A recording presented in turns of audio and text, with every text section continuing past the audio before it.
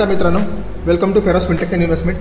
आज आम्ही जी एंट्री घ्यायचा विचार केला आहे ती एंट्री घेतली आम्ही 56,600च्या कॉलमध्ये आम्ही काय एंट्री घेतली की निफ्टीने जो रेजिस्टन्स तयार केला होता 25,390चा तो ब्रेक केला आहे आणि bank Nifty almost resistance break करण्याच्या याच्यावर आली. बँक निफ्टीचा आताचा करंट रेजिस्टन्स आहे 56,592, 56,800.